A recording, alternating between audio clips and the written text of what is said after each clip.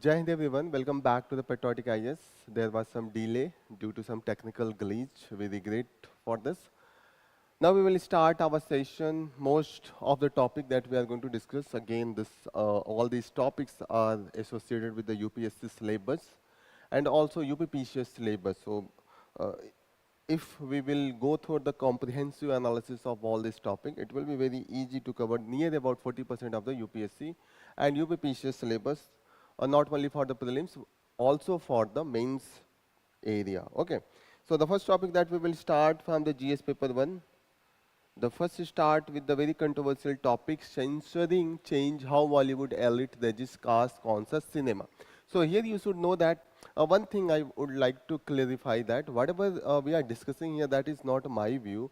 Whatever is being discussed here into the Hindu, that we try to explain the thing. And you should also understand that the UPSC demand a very rational thinking. You should not be offended by if you are belonging from the some caste and there is some criticism. It could be the criticism of the any caste, irrespective of the your association with the any of the caste. You should be rational and you should be very careful about the topic we are discussing. UPSC is very much a reformist. Many questions that is asked, that is very much critical to the society, and some social trait that is not good for a society. So here we will discuss one of the very controversial topic, that is the censoring the change how Bollywood elites resist caste conscious cinema. The thing that is here discussed is that a movie that was about to release on the full A, that has been censored, means some of the cut has been demanded from the film certification board, central board for the film certification here. It has asked for the change into the some of the sentence, some of the scenes that has been discussed here. So the main discussion point of this is this topic has been that whenever there is some of the area, some of the topic where we question the caste basis or the patriarchal mindset or the type of the gender stereotyping in the society, that always there has been the question mark from the elite side. And here you will see that this movie that is glorifying the social elite while the marginalized Dalit Bahujan, they are profit oriented. But whenever there is the movie that is made on the caste conscious, they are not taken in a very positive mindset and positive manner. So here it has shown that written that the mainstream Bollywood is criticized for the reinforcing patriarchal and casteist stereotype, and it never question, and if it is question the social injustice, again there is the criticism. So you should know that this cinema reflect our thought, and our thoughts reflected into the cinema. Whatever being shown and represented by the cinema, that impact our mindset, our consciousness. Here it is written that whenever there is a movie that is questioning the social injustice, they are not taken in a very positive manner. Beside that, here it is shown that it typically aligns with the cultural and political agenda of the traditional elite and is steering away the Dalit Bahujan experience. So most of the movies you will see that the protagonist or the main hero that always belong from the upper caste or the upper class, like he will have the title of the Jamidar, something like that, and that is glorified. And this is the thing that we have seen mostly in our Bollywood cinema. Popular cinema hesitate to treat films as a space for the artistic exploration of the orthodox practice that could sensitize the audience. So here the writer want to tell that main purpose of the cinema should also that it should question the orthodox practices that is prevalent in the society, and always try to sensitize the people about the some of the bad thing about the society. So bad practices should be sensitized, and this is very good mean to do that. There has been some of the example that has been given. One of the very good example of the Article 15. This was the movie, and it was lead role was given to the Ayushmann Khurrana. In this movie, it was mainly questioned that the caste atrocities, and it was shown that how the police behave in such conditions. Here, the another movie that was the Dhadak, it was also shown the caste reality, and that was also questioned. So these are the movies where there has been the questions, and it has questioned the mainstream thought. So cinema has main responsibility to bring such type of the movie. Here you will see that the criticism and censorship of the transformative cinema, such films are often labeled as the threat to the elite dominance. And this is the true that if the reality will be start showing by the cinema, it will reach the conscience of the lower caste, and they will start uniting against the dominant force, and this will create the threat to the elite dominance, and that type of the dominance will not sustain. That has been discussed. Okay, so many times they accuse the dominant caste, they accuse that please don't make such type of the movie, that will be not good for the social harmony. But the question comes here that do we need to maintain the social harmony on the cost of the exploitation atrocities against the caste? So this is also question that yes, social harmony could be maintained, but whatever the social injustice is prevalent, that should be represented with the help of the cinema as the mean for the messaging to the society. You will see that whenever there are the icons, Dalit icons such as the Baba Sahib Ambedkar or the Jyotiba Phule, you will see that they influence the cinematic narrative more than ever. And they have been very vocal to the caste system, and they have been very much critical to one of the traditions such as the Brahminical tradition. And here you will see that the such type of the movie where the protagonist role is given to the Ambedkar or the Baba Sahab, they have been always questioned. Again, you will see here. These films combine the entertainment with the message of the social dignity and opposition to the Brahminical orthodoxy. So here it is given that whatever we always accept in the society, they have been criticized in this type of the films, and that's why they always create the threat to the Brahminical hegemony or the Brahminical dominance that has been given here. Here further, this article is discussing that the upper casteist opposition Jyotiba Phule and Baba Sahib Ambedkar was fierce critique of the Hindus caste system.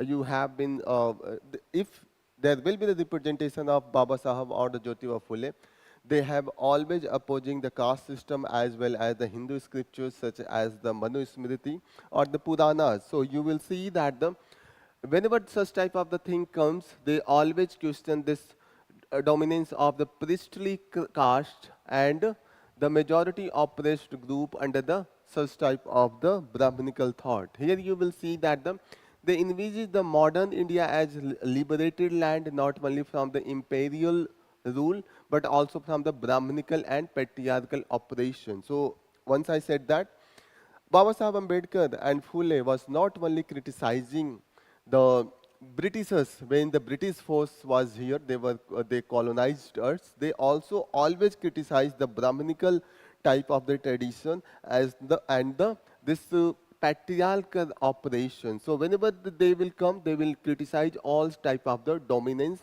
and such type of the dominance whenever there is there.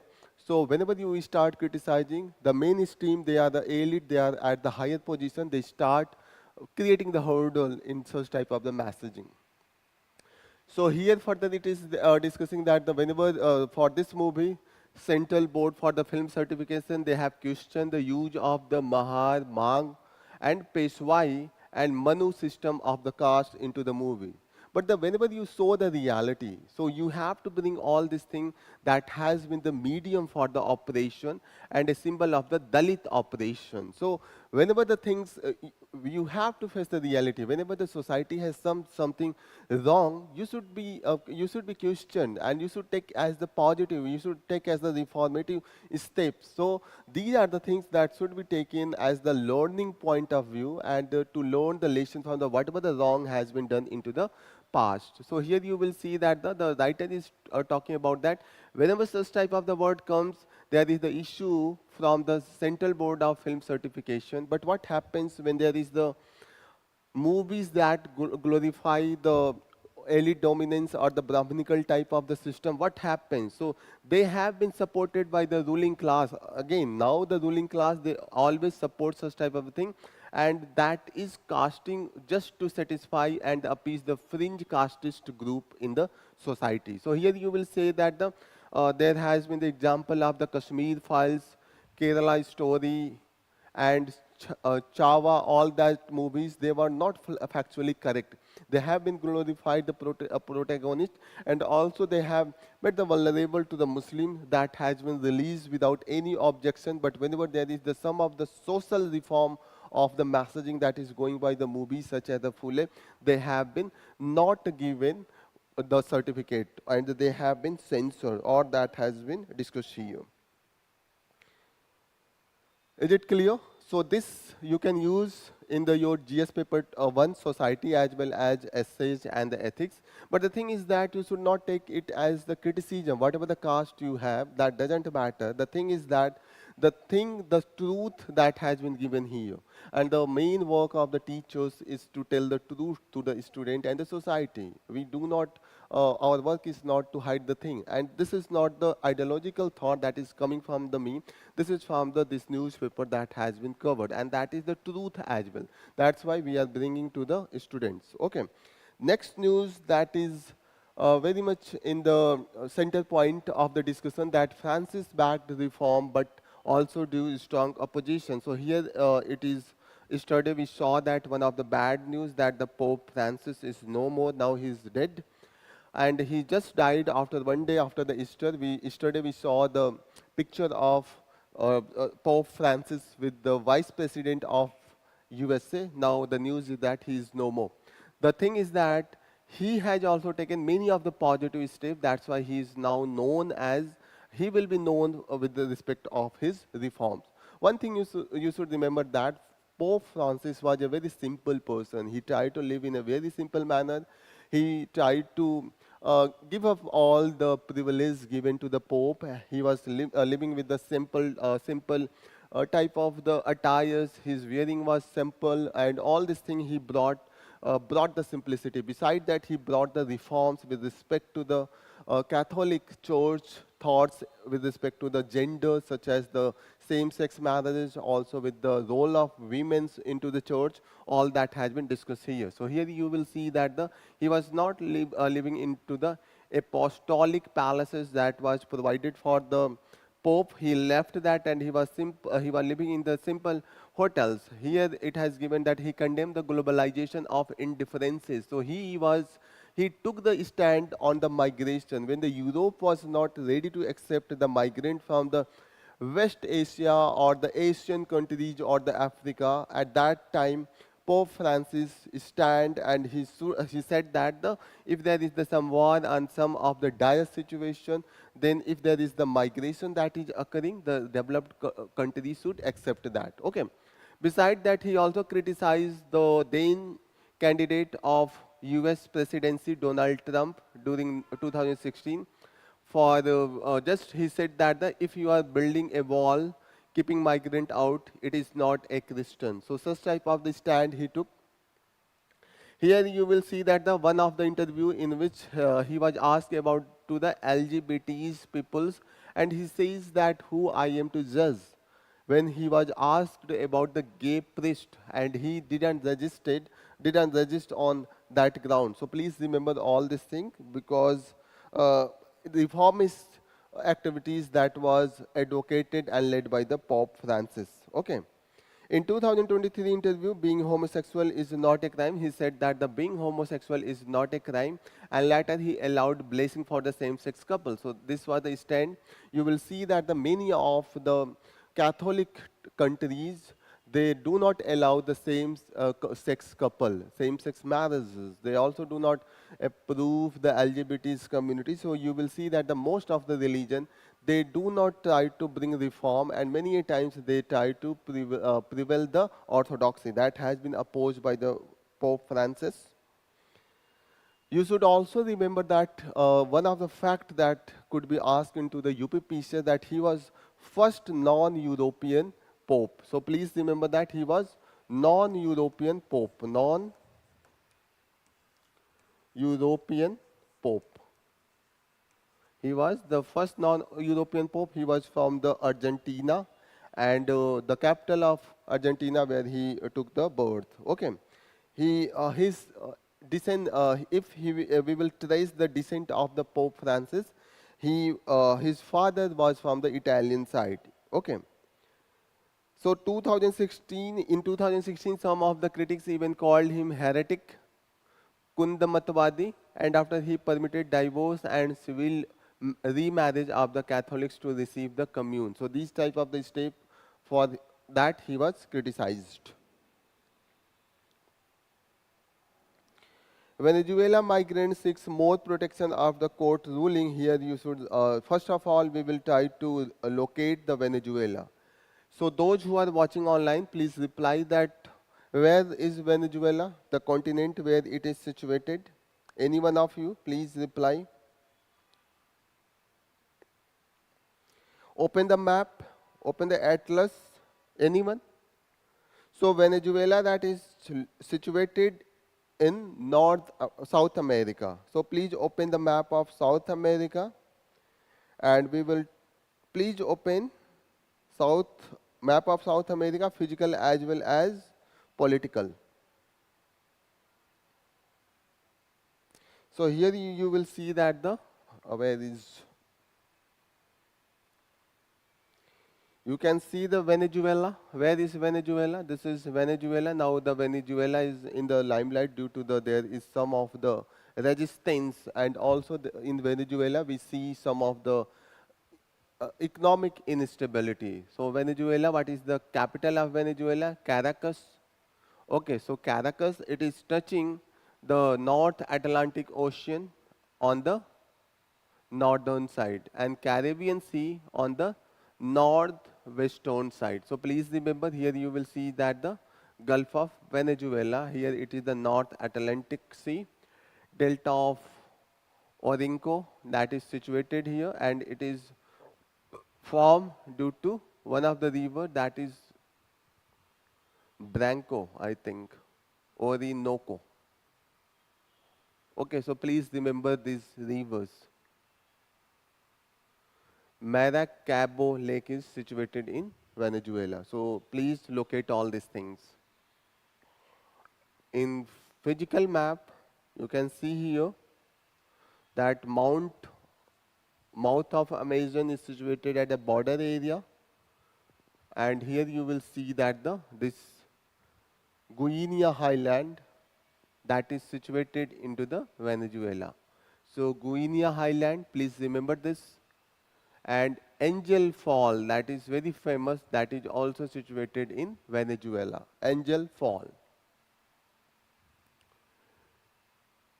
Llanos, that is a very large and very wide spread grassland. They are known as the Llanos, that is situated on the western side of Venezuela. All these things please locate. Next important news that we will cover is, again, China and Indonesia agree to boost cooperation in the South China Sea. So again, we will locate the South China Sea. Where is the South China Sea? With the name China, you can get it. It is in the Asia, and it is on the southern side of China. So this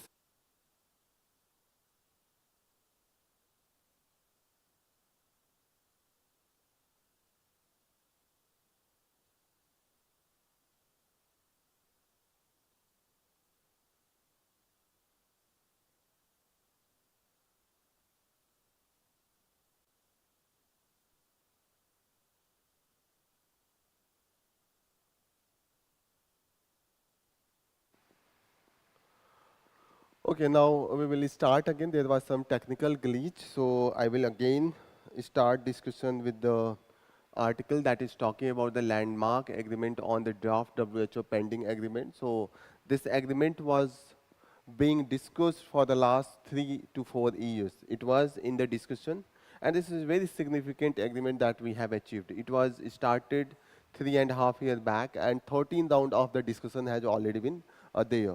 So this is mainly, this agreement is talking about the measure to prevent, prepare for and respond to the pandemic. Whenever the situation of pandemic is there, what are the measure to prevent such type of the pandemic? Second thing is that how we can prepare for such type of the pandemic and respond to pandemic. When there is the pandemic, what should be the response across the world? That was the main topic of the discussion. And this is very important. We saw that during the pandemic of COVID-19, we saw that across the world there was unethical practices. The globe was suffering from the continuous death, a large casualty. People are suffering from this COVID-19, and we saw that the many of the countries who are not ready to share their intellectual property right with respect to the research they were doing. So here the discussion is that whenever there is such type of the pandemic, what will be the role of the different countries? For example, what could be the role of the developed country? They have very strong research and development. They have the labs. They have the already practices of the research. So they are easily able to reach they are able to do the research. But the thing is that there is always chances that where they need to pathogens. So here you will see that the bulk of the firm commitment to sharing the diagnostic treatments and vaccines and technology transfer. Developing countries they have hesitated to commit to the sharing pathogen sample and the genome sequencing. So mainly this genome means the pathogen where this type of the viruses and bacteria attack, that comes from the developing countries, because we are impacted in a large amount, the large population. So we have the samples and we can provide the genomes. So this is the responsibility of the developing countries. And a developed country, when they got the pathogen and they are researching, they are developing the medicine and the vaccines, they have the responsibility to transfer their technology and the vaccines. So that was the lacking during COVID-19. We saw that many of the developed nations, they were not ready to share their technology and share their vaccines, and that was the situation. For that, WHO decided that we should have the agreement so that we have the prior a proper guideline that whenever there will be the pandemic, what will be our response. So here you will see that the disagreements are reminiscent from the Indonesia turned spotlight on the inequitable H4N1 sample, and that was the reason because they were not ready to share this sample, and that's why we were not able to brought the vaccines and the medicine in a quick manner. Here you will see that the most remarkable achievement was to getting every country to agree on pathogen access and the benefit sharing. The thing is that whenever there will be some benefit out of this research, that should be the shared. For example, if US is able to make some medicine and a vaccine, it should be shared with the other countries. This is the main demand, and this agreement is bringing this demand to the central point. So this will be the now practice that whenever there is some of the benefits that is arising out of the research and the vaccine is being created or the medicine is being created, that will be shared by the other nations. Developing countries that share pathogen samples and the genome sequence, because most of the attack, this type of the pandemic viruses and the bacteria that impact, that is coming from the developing countries, they should provide the sample for their genome sequencing. Here you will see that the guaranteed access to the diagnostics, vaccine and treatment that are developed using the sample should be shared.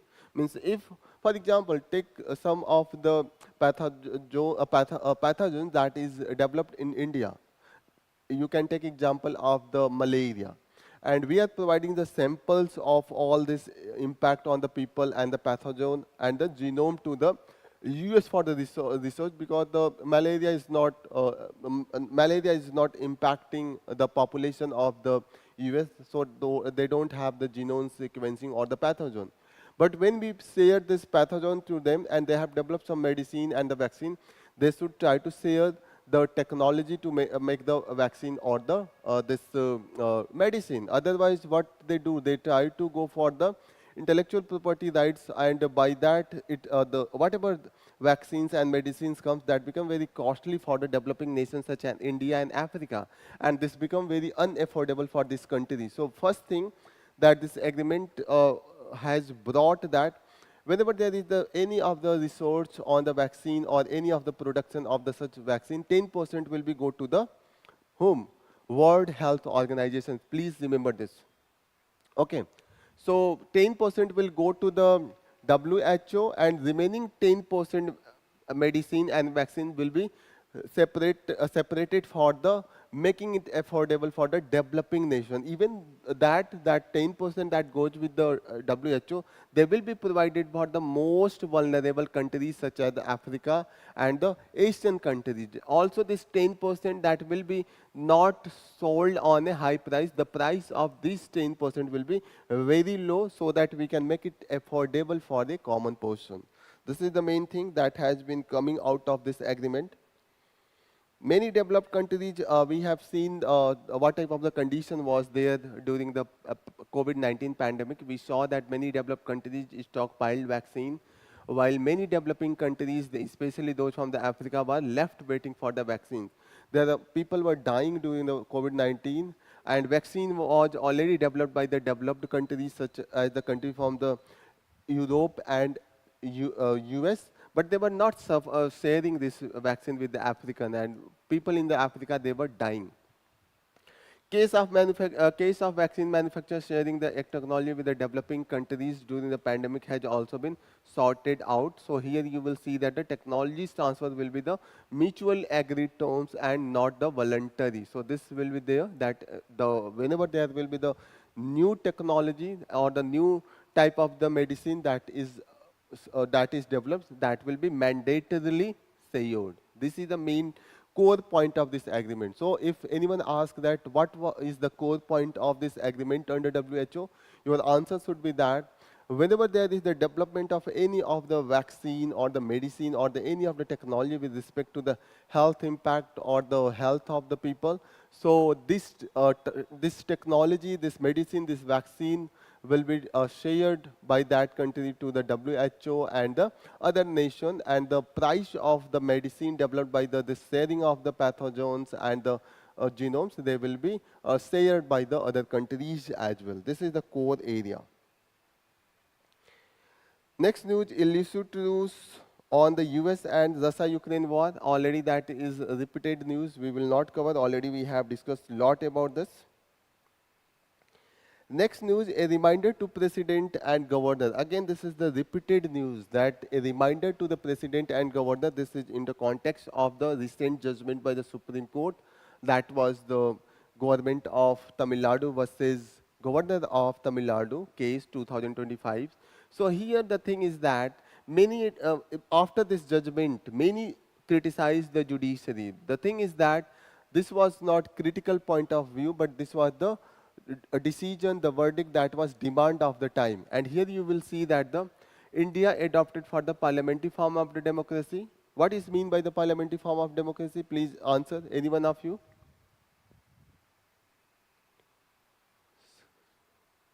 Okay. So any one of you, can you define what is the parliamentary form of democracy? India is the parliamentary form of democracy.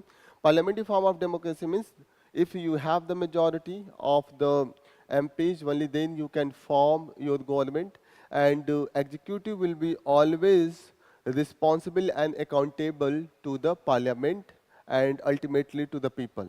So parliamentary form of democracy that gives more preference to the responsibility as compared to the stability. Here stability is more into the presidential form of government.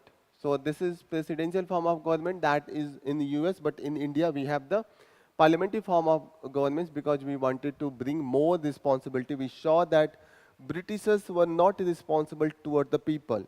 And we have experience of 200 years of the British rule under the dictatorship. So we thought that it should be the responsibility that we will give preference, not the stability, because 200 years of the rule by the British, that was stable. So here we brought this.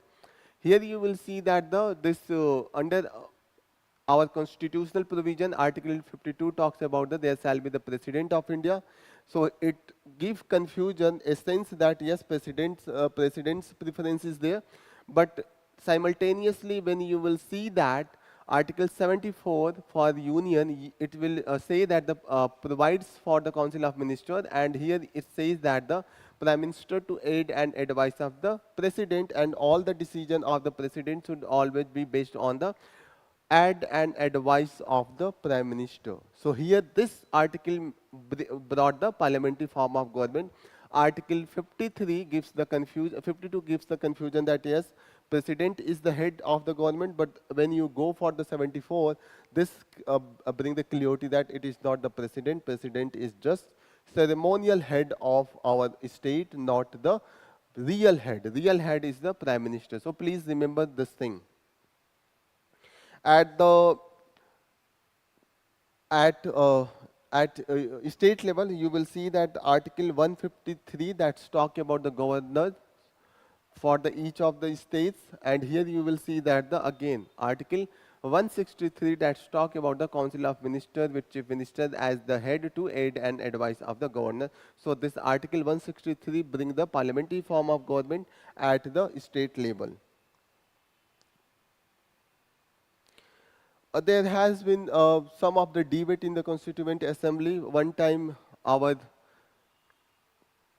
chairman of the drafting committee of our Constitution, Dr. Ambedkar, brought the discussion that governor's discretion is very limited and he must act on the advice of the Prime Minister. That particular time, Chief Minister was considered at here the President was the Governor General, and that's why it was mentioned that Governor. So it is the President that has been later it was replaced. Here you will see that the KT Shah, one of the member of our Constituent Assembly, he said that he demanded that the President should be named as the Chief Executive and Head of the State, but that was rejected because it was considered that this will give the wrong sense, false sense to the people that yes, Chief Executive means the real power is with the President, but this was not case. This is the case with the American system, not the Indian system. So please remember that we follow British system of the parliamentary form of democracy, not the US system of the presidential system of government. Okay, so please be very careful.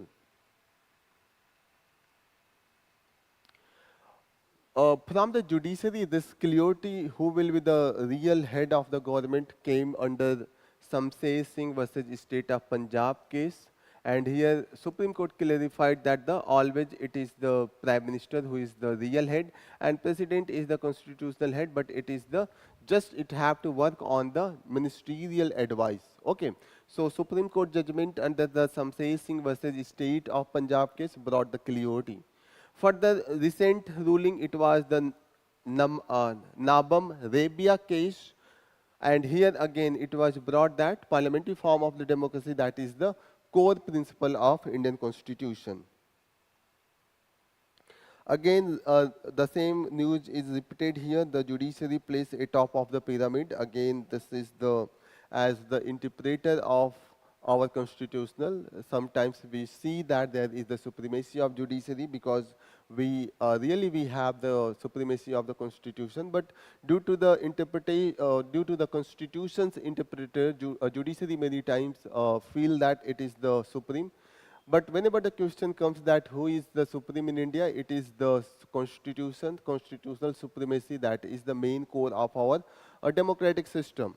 And due to the interpretational role of the judiciary, interpretation by the judges that bring the superiority many a times to the judiciary. But the thing you should remember that all the branches are equally given the power and they are separated by the separation of power doctrine. Please remember all these things.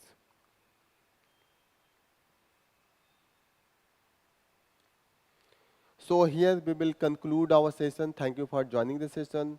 For Hindi discussion of the Hindu into the Hindi language, you can watch our classes at 2:30. So all the best. Jai Hind. Thank you.